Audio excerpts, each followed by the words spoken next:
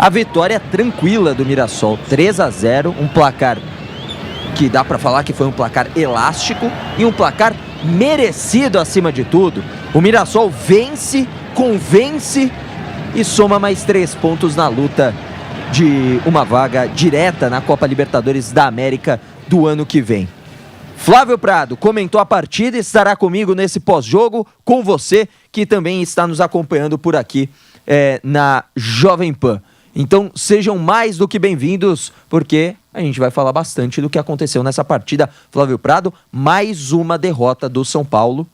E o que destacar, Flávio, nesse momento? Porque o São Paulo é uma das grandes equipes do Brasil, mas o que destacar? A derrota do São Paulo, mais uma nessa sequência, ou mais uma vitória de um time bem organizado e que luta pela Libertadores, que é o caso do Mirassol? Flávio Prado, boa noite. Boa noite, mas as duas coisas são rotineiras, né, nesse ano. O São Paulo perder e o Mirassol ganhar.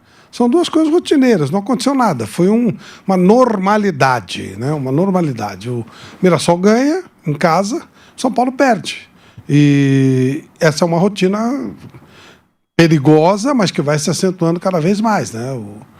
Para o torcedor do São Paulo que nos acompanha, a expectativa é muito pequena. Você olha isso, você imagina outubro do ano que vem e eu não consigo imaginar nada melhor que isso. Realmente não. E aí fica a expectativa do Mirassol, não está matematicamente classificado para a Libertadores, mas praticamente está na Libertadores. Vai ser um momento de festa, tem que ser inteligente para não criar grandes ilusões, tem que participar, se divertir, curtir. E, de repente, nessa curtição, o time do Mirassol pode ir longe na competição. Ele é organizado, ele é certinho. Só não pode gerar ilusão, né? Só não pode ficar gerando, tem que fazer, tem que seguir. Não, tem que jogar com consciência. Realmente as coisas vão mudando, né? Camisa faz tempo que não joga sozinha, mas agora menos ainda. Camisa, nós estamos falando de Mirassol e São Paulo. Então o Mirassol hoje é um time importante, um time que está se classificando para a Copa do Mundo, e o São Paulo tem um time bizonho, um time que dos últimos 8 jogos ganhou apenas um. Que bacana. Um negócio realmente impressionante. Muito bacana. E voltando a falar dessa partida, Flávio, queria que você destacasse, né, pontos positivos e negativos. Acho que é muito claro, né? No São Paulo, não sei se você viu algum ponto positivo nessa partida, mais uma derrota no Campeonato Brasileiro, que teve uma troca de técnicos. O São Paulo saiu, o Zubeldia, chega o Crespo, e o Crespo, no começo, ele engata uma sequência muito positiva. E aí depois vem uma sequência absurda de ruim. O que justifica essa queda de produção do São Paulo? O nível do elenco, o nível do time. O time é fraco. O Zubeldia, quando chegou, também tiveram o absurdo, né? Eu até me senti mal, tive que sair do programa, tive que tomar remédio, quase vomitei quando compararam as campanhas do Zubeldia com o Tele Santana. Eu fiquei, né? Eu vomitei, pô. Não vomitei no ar porque eu consegui tempo de sair, tá? Mas é um negócio absurdo. E aí o Zubeldia, que era o gênio, virou o pior de todos. Não, ele não é um gênio longe, mas longe disso. E também não é o pior. Ele é um técnico meia boca, 5, 5,5 e tal. E o Crespo é a mesma coisa. O nível do São Paulo é muito, muito baixo, né? O nível do elenco do São Paulo é muito baixo. Contrata um monte de jogador de quinta linha da América do Sul, não dá chance para a base, que sempre foi uma coisa muito importante para o clube. Tem muita dificuldade financeira, né? Tem dificuldades administrativas. E aí pega um time organizadinho como o Mirassol. Então, o que aconteceu? O Mirassol, desde o começo, se impôs. O São Paulo teve a oportunidade de reação quando o Mirassol, ao fazer o gol, recuou e deu espaço para o São Paulo trabalhar, mas não chegou, não conseguiu finalizar, não conseguiu mostrar serviço. Quando mexe, o banco não traz grandes perspectivas. Talvez o Luciano, mas chegou, não fez coisa não, a bola nem chegou nele.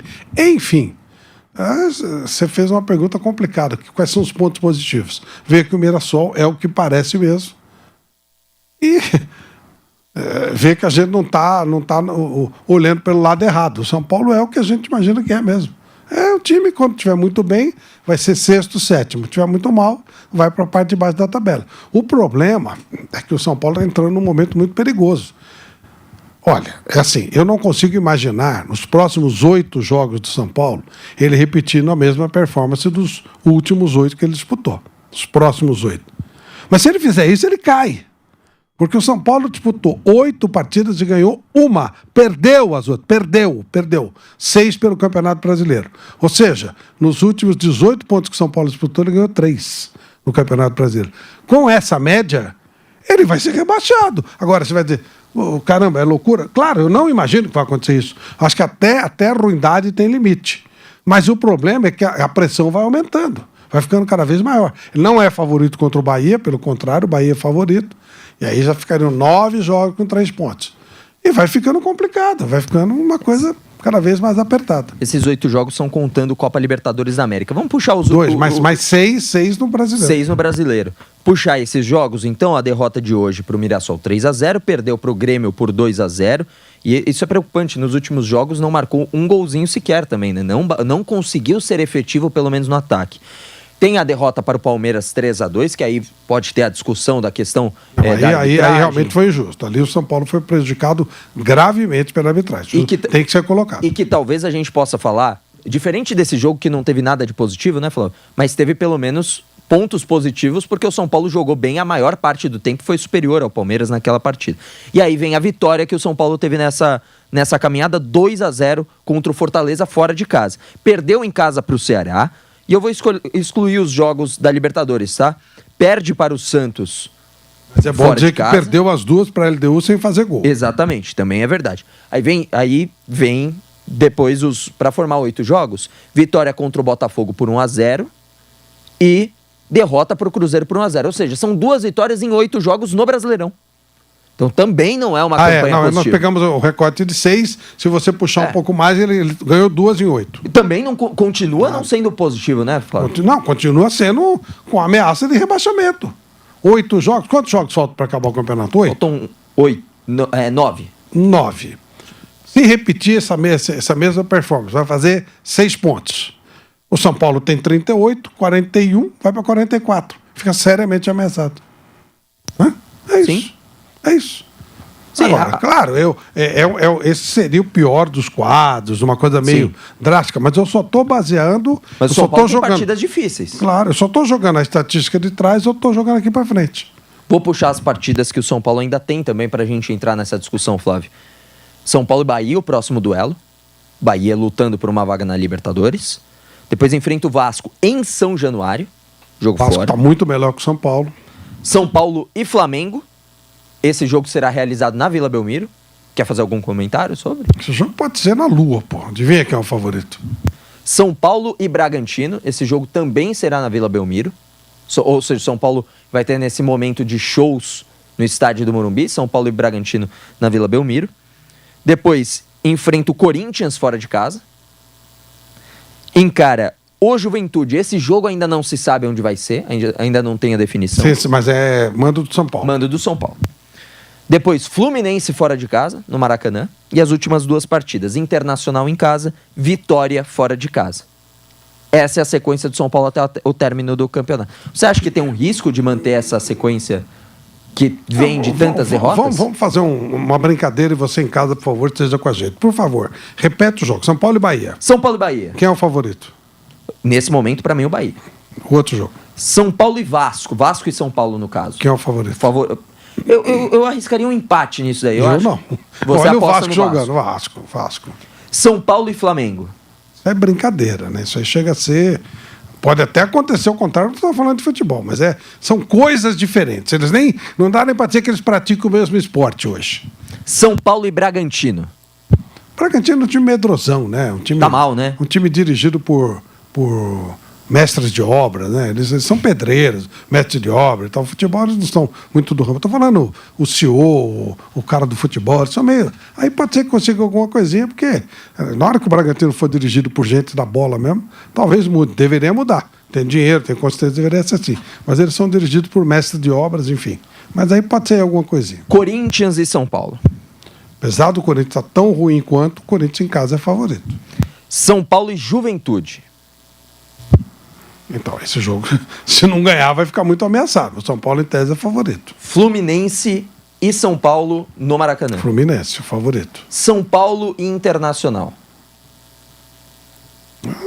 Meio que briga de foice no escuro. Muito igual, né? Muito igual. E Vitória e São Paulo fora de casa no Barradão. Teoricamente, o São Paulo tem que ganhar. Mas ele pode chegar nesse jogo, esses dois jogos, Juventude e com Vitória, dependendo da performance, ele pode chegar como confronto direto. O problema, Chacon, é que o São Paulo ele tem uma pressão diferente, ele tem uma cobrança diferente. Havia uma ilusão muito clara que o São Paulo ia ganhar a Libertadores. Sim. Não, LDU é fácil, não. Flamengo e Palmeiras do São Paulo ganha toda hora. Mas tem um outro ponto muito importante que eu queria lembrar, Flávio, que eu queria que você relembrasse comigo, são os diferentes discursos que existem, tá? Só para informar, o Bahia vai vencendo o Grêmio, tá? 1-0 na briga pela vaga na Copa Libertadores da América, o próximo adversário do São Paulo, Bahia. Agora, existem diferentes discursos na temporada. Primeiro, começou falando em briga pela Copa Libertadores. Depois, na coletiva, o próprio Crespo, tá? Tô falando do próprio Crespo. Depois, briga em competições internacionais, ou seja, já começou a englobar a Sul-Americana. Hoje já não se fala em mais nada a não ser o próximo jogo. Próxima declaração talvez seja manter-se na primeira divisão. Então, mas é engraçado porque o planejamento vai mudando ao longo do tempo. Vai. E aí muita gente vai dizer, e com razão, que o São Paulo teve muitos desfalques. Tá, São Paulo teve muitos desfalques. Tá bom. Mas quem não teve muitos desfalques? Todo mundo tem muitos desfalques. Outra coisa, o São Paulo trouxe o Lucas e o Oscar. Foi feita a avaliação devida nesses jogadores para saber quem avaliou o Oscar, quem sabia a condição real do Oscar na China. O Oscar foi um bom jogador? Claro que foi. E se ele tiver condição de jogar, ele será um bom jogador. Mas ele terá a condição de jogar? O Lucas, qual é o nível do Lucas? Ele vai conseguir recompor um pouco do nível que ele tem? Eu não estou discutindo o Lucas no melhor momento, nem o Oscar. Mas o São Paulo trouxe esses dois jogadores numa condição muito inferior. Né? Será que eles vão conseguir devolver aquilo que se espera deles? Então perdeu os dois. Tá, mas será que não eram contusões previsíveis? Aí o São Paulo perde o André Silva, que estava jogando bem, foi um azar, e perde o Caleri. Tá, repôs esses jogadores com bom nível? Não repôs. Trouxe o Rigoni. Isso é reposição? E gasta uma grana. E que tem uma obrigatoriedade de compra que não deve ser batida, né, se ele acabar fazendo um determinado número de jogos mais de 45 minutos, 12. Vai ser difícil que ele bata, porque se eu não me engano, ele teria que fazer 8 dos 9 próximos jogos mais de 45 minutos. Aí era uma obrigação de compra do Rigoni. Perdão, obrigação de compra não, porque ele não veio emprestado. Obrigação de renovação contratual, que ele tem um contrato até o final do ano. Então, aí você vai começar a torcer para que ele não jogue. Sim, a torcida do São Paulo em relação a esse tema é que ele não entre em campo mais de 45 minutos. Mas por que? Mas olha a situação que o São Paulo chega. Eu te faço uma outra pergunta em cima disso. Em cima de todo esse contexto de contratações, a falta de dinheiro, tantos e tantos causos que acontecem no São Paulo. O São Paulo, nos últimos anos, Flávio Prado, se apequenou? Muito. Mas muito. Chacon, você é um profissional já com um bom gabarito. Acho que você tem mais de 10 anos de Tenho 10 anos só aqui na Jovem Pan. Exatamente. Inclusive, faço questão sempre de falar que as portas abertas por Flávio Prado. Sim, pelo seu talento, pela sua competência. Mas, enfim, você tem 10 anos de rodagem. Você com 10 anos, você viu o São Paulo cair muito. Sim. Quando você entrou na Jovem Pan, o São Paulo caiu bastante. Imagine eu que tenho 50 anos de carreira. O que eu vi o São Paulo, o que eu assisti do São Paulo, o que o São Paulo é hoje. Olha, é uma decadência assombrosa, é uma coisa assombrosa. Eu convivi com alguns diretores de São Paulo do tipo Laudo Natel, José Douglas da Lora, Paulo Machado de Carvalho, Manuel Raimundo Paz de Almeida, Antônio Leme Nunes Galvão, sabe, caras de um nível assim elevadíssimo, mas muito alto. O São Paulo era um clube que era até referência. Até narizinho empinado demais. Tinha um conselho de cardeais, né, os citadinos até gozavam, parecia a Câmara dos Lordes e tal. E ali tudo era decidido de uma maneira muito positiva, muito tranquila, muito transparente. O São Paulo fez um estádio, fez um Morumbi. Meio que verdade. Pró-São Paulo, né? Isso. O São Paulo fez o estádio, é verdade. toda a comunidade paulistana ajudou, porque havia interesse de ter um estádio na região. Então, muita gente... de um modo geral, o corintiano que no estádio maior, o palmeirense que no estádio maior, então todo mundo comprou carnê, o São Paulo, né? Mas ele era uma Campanha referência. do cimento, né? Era uma referência. O São Paulo criou uma base, uma estrutura em Cotia para revelar jogadores, e era o que vendia jogadores com preços maiores. O São Paulo era o que o Palmeiras faz hoje, né? Aí o São Paulo tem, para mim, a grande desgraça do São Paulo acontece quando Juvenal Juvencio ganha a eleição de Antônio Leme Nunes Galvão. Foi por um voto e ali foi uma desgraça para o São Paulo. A partir dali começa uma decadência terrível. Aí você vai dizer, não, mas São Paulo ganhou. É verdade. Para você destruir, demora. Demorou para destruir. Então, esse pessoal que acabou ganhando os títulos aproveitou toda a estrutura que o São Paulo tinha, mas eles foram destruindo, corroendo. Inclusive os que estão hoje? Claro. A partir daí, o São Paulo só começou a cair. O São Paulo se desestruturou. Aquela estrutura, que era uma coisa de referência, ela foi desestruturada por esse tempo todo, com declarações históricas, tipo de Juvenal Juventus, dizendo que a estrutura do São Paulo ganhava tudo. Ele estava ajudando a destruir. Aliás, ele foi o grande cara a começar a fazer esse processo de destruição. Miguel Aidar, também falando do rival Palmeiras, falando que se apequenou. Mas o Carlos Miguel ele tem um crédito grande. Henri Aidar, que foi um dos maiores que eu esqueci de citar, pai dele, e ele teve um começo de trabalho excelente no São Paulo, ele fazia parte desse grupo, e depois... Ele foi presidente também antes da segunda passagem. E um trabalho competente. O São Paulo começa a entrar numa decadência horrorosa quando ele se transforma em refém de Juvenal Juvencio, um cara que não dá para você, com todo respeito para uma pessoa que já morreu, mas eu falava quando ele era vivo, então, né?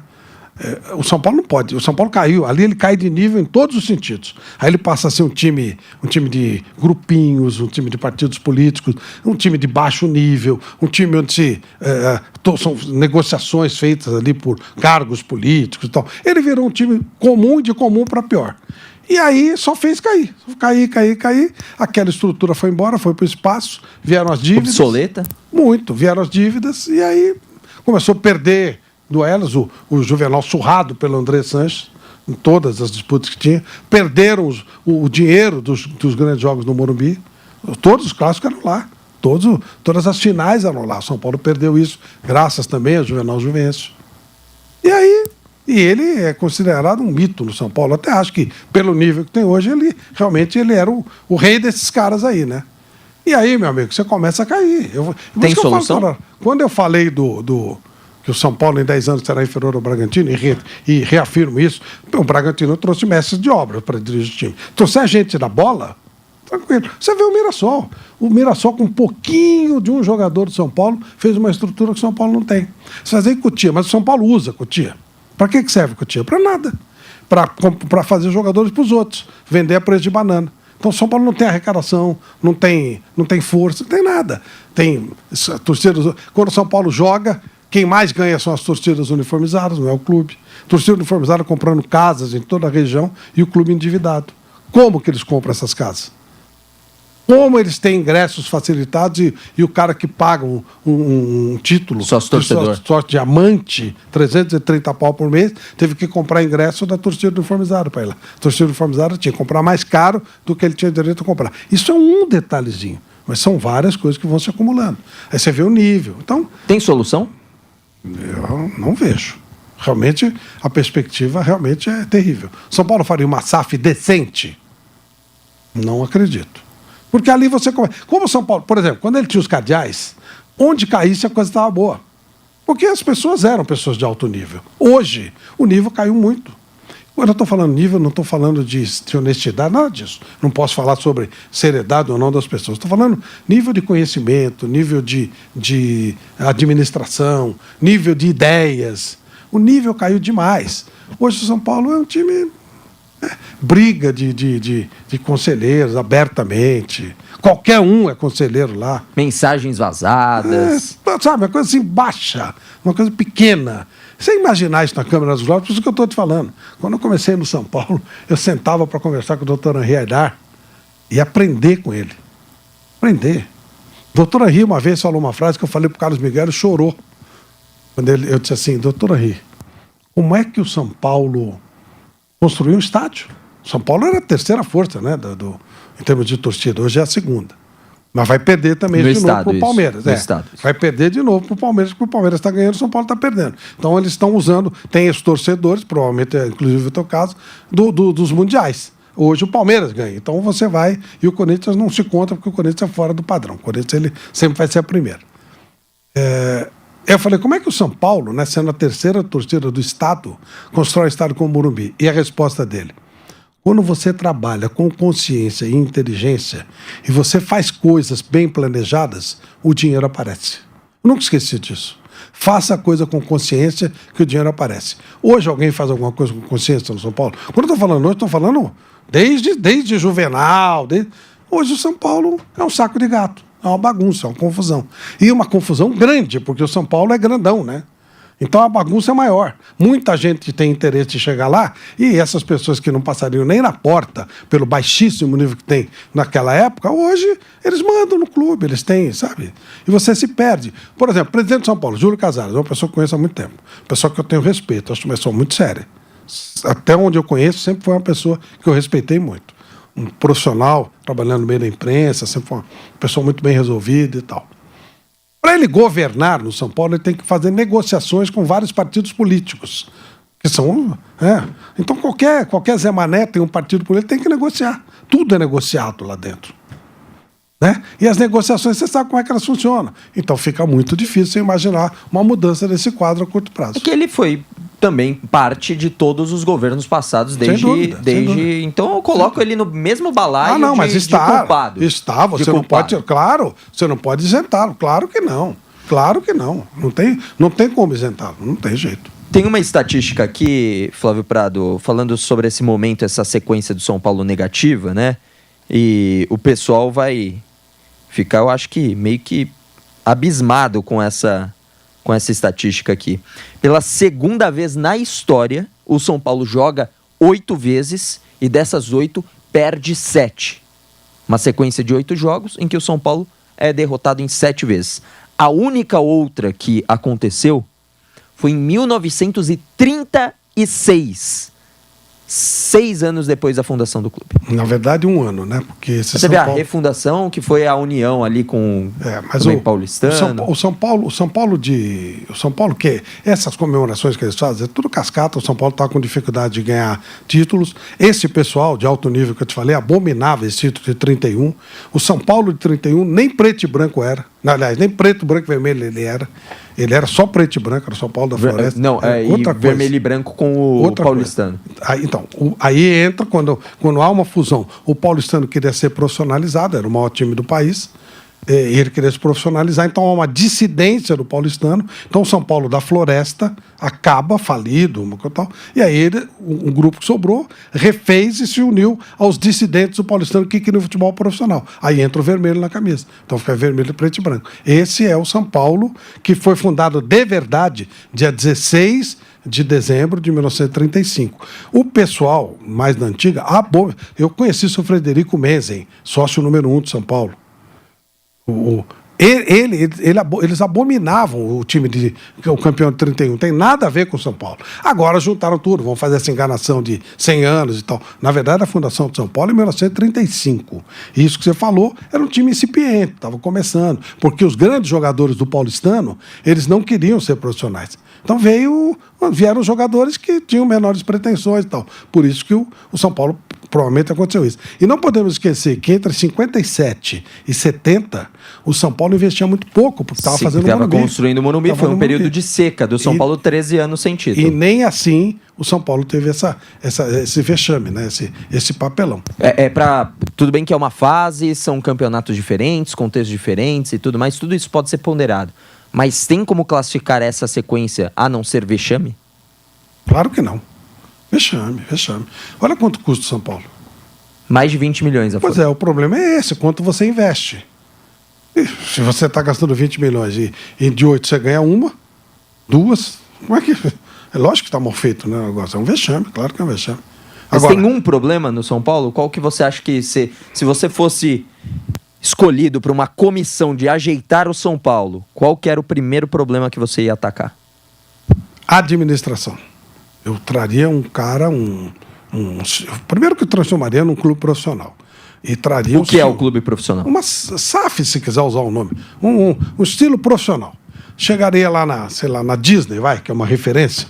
Quem é o senhor da Disney? Quanto o senhor ganha? X. Eu pago 3x para o senhor ajeitar. Vai na NBA, um profissional de verdade mesmo.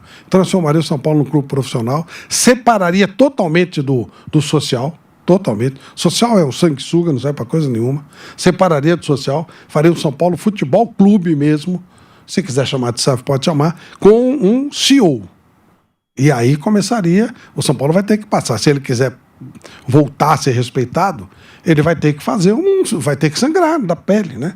Vai ter que baixar despesas rispidamente, vai ter que gastar, vai ter que passar alguns anos de seca. Mas ele já está na seca. Ele já está na seca e está gastando uma fortuna e não está andando, está caminhando para trás igual caranguejo. Então, sabe, fazer um projeto bem certinho, bem rigoroso para tentar voltar às suas origens, uma coisa séria, profissional, ambiciosa. Construir um estádio de futebol do porte do Morumbi nos anos 50, meu amigo, era um negócio assim de maluco. Era um sonho. E sem dinheiro. Era um devaneio, sem nada. Sem dinheiro, sem torcida. Quando digo torcida, tinha muito pouca gente torcida para São Paulo. Era um devaneio, era uma coisa assim, sabe? E conseguiu. Com seriedade, com grandeza, caminhando passo a passo, com um time fraco para poder fazer alguma coisa maior. Hoje ele tem um time fraco e não faz coisa nenhuma. Complicado.